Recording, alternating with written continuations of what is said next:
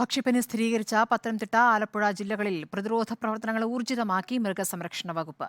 നിരണം ഗ്രാമപഞ്ചായത്തിലെ 11-ാം വാർഡിലെ താറാവുകളെ കൊന്നൊടുക്കാൻ തീരുമാനമായി. നാളെയാണ് കള്ളിൻ. ആലപ്പുഴ ജില്ലയിൽ രോഗബാധ സ്ഥിരീകരിച്ച 3 പഞ്ചായത്തുകളിലെ വളർത്തുപക്ഷികളെ ഇന്ന് കൊന്നൊടുക്കും. നിരണം ഗ്രാമപഞ്ചായത്ത് 11-ാം വാർഡ് എരത്തോടിലാണ് കഴിഞ്ഞ ദിവസം പക്ഷിപ്പനി സ്ഥിരീകരിച്ചത്. 2 കർഷകരുടെ 4000-ഓളം താറാവുകളെ കള്ളിംഗ് നടത്താനാണ് തീരുമാനം. വിഷയത്തിൽ നിരണം ഗ്രാമപഞ്ചായത്തിന്റെ നേതൃത്വത്തിൽ ഇന്ന് യോഗം ചേർന്നു. നടപടിക്രമങ്ങൾ പൂർത്തിയാക്കി നാളെയായിരിക്കും കള്ളിംഗ് നടത്തുക. പക്ഷിപ്പനി സ്ഥിരീകരിച്ച നിരണം സർക്കാർ താറാവ് വളർത്തൽ കേന്ദ്രത്തിലെ താറാവുകളെ ഗ്യാസ് ചേംബർ സംവിധാനം ഉപയോഗിച്ചാണ് നശിപ്പിച്ചത്. ഇതിന് ചെലവ് കൂടുതലാണ്. ഗ്യാസ് ചേംബർ സംവിധാനം 11-ാം വാർഡിൽ ഉപയോഗിക്കേണ്ട എന്ന് ഗ്രാമപഞ്ചായത്ത് യോഗത്തിൽ അഭിപ്രായമുയർന്നു. ചെലവ് കുറഞ്ഞ മാർഗത്തിലൂടെ താറാവുകളെ നശിപ്പിക്കാനാണ് തീരുമാനം. ഭൂമി കണ്ടെത്തി താറാവുകളെ ശാസ്ത്രീയമായി സംസ്കരിക്കും.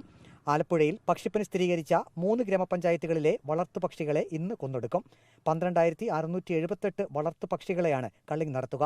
തഴക്കര ഗ്രാമപഞ്ചായത്തിലെ 11-ാം വാർഡിൽ 8,304 വളർത്തുപക്ഷികളെ കള്ളിങ്ങിന് വിധേയമാക്കും.